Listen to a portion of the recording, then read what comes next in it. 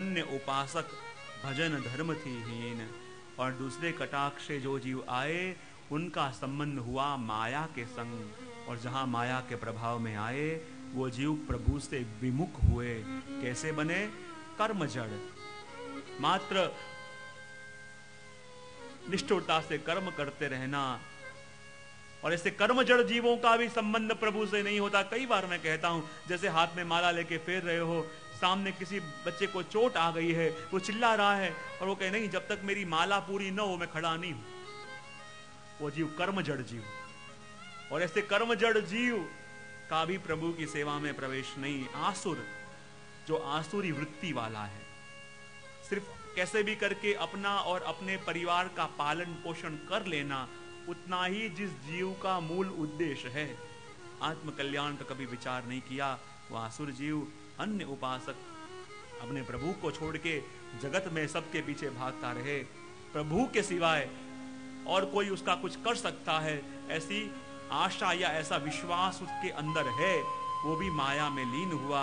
और भजन धर्म थी हीन, और जिसके पास सबके लिए समय है पर ठाकुर जी के लिए समय नहीं है, सबके पीछे भागता है पर प्रभु की चाह जिसके मन में नहीं है, ऐसा जीव माया में फंसा हुआ जीव। और ये दो पंक्तियां बताई, इसमें और कुछ नहीं। मानो गोपाल दास जी ने अपन को दर्पण दिखाया। इस दोनों में से अपन कौन में है? अपना संबंध भक्ति के संग हुआ या माया के संग हुआ, हमें अपना आत्म विश्लेषण कर लेना है। और आगे अपन देखें 21, 22 और 23 पंक्तियां। आगे गोपाल दास जी क्या कह रहे हैं? एनी प्रकार सृष्टि द्विधा गुण मिश्रित चाले जाय, भक्ति मार्ग जीव स्वतंत्र केवल भक्ति न थाय।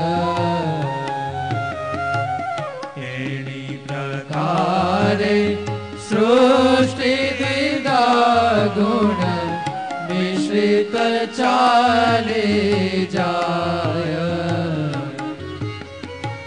भक्ति मार्ग जीव स्वतंत्र केवल भक्त न थाय। इस तरह एनी प्रकार सृष्टि द्विधा, ये द्विधा सृष्टि देवी आसुरी और कैसी है? गुण मिश्रित, सत्व रज और तम, ये तीनों गुणों से मिश्रित ये द्विधा सृष्टि।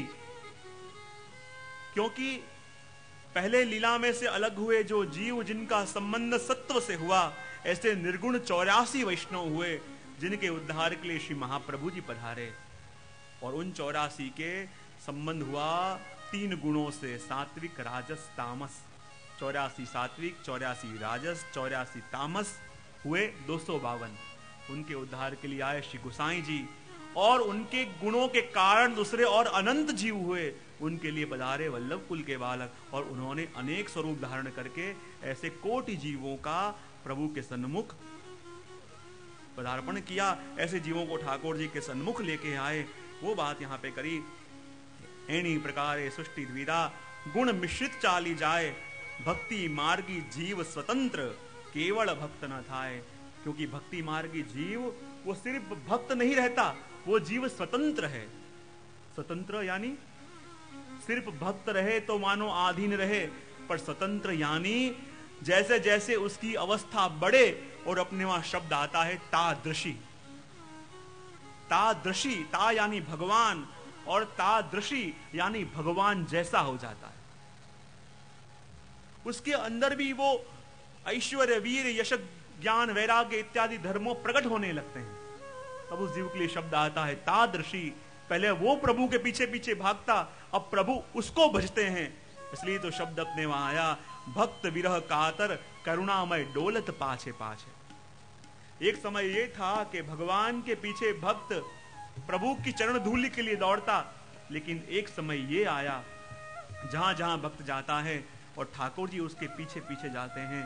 किसी ने कहा प्रभु आप आगे न चल के पीछे पीछे क्यों चलते हो? तब प्रभु ने कहा पीछे पीछे इसलिए चलता हूं कि मेरा भक्त आगे आगे चले, मैं उसके पीछे पीछे चलूं और उसके चरण धूली उड़ के मेरे माथे पे लगे और मुझे सुख मिले। ये विचार करके ठाकुर जी पीछे पीछे चलते हैं।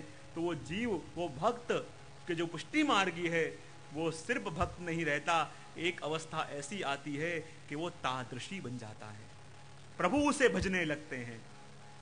अभी तक साधन दशा में तो प्रभु उसके इष्ट थे, लेकिन एक अवस्था वो आ जाती है कि वो प्रभु का इष्ट हो जाता है। इसलिए कह दिया, भक्ति मार्गी जीव स्वतंत्र, केवल भक्त न थाए। इस पंक्ति को संक्षिप्त में समझ के अपन आगे बढ़े। समय कम है, वचनामृत का लाभ भी अपन को लेना है, कुछ सूचनाएं भी जरूरी देनी है। तो आओ 22, 23, 24 तीनों पंक्ति का गान करें और बाद संक्षिप्त में कार्ड देखें।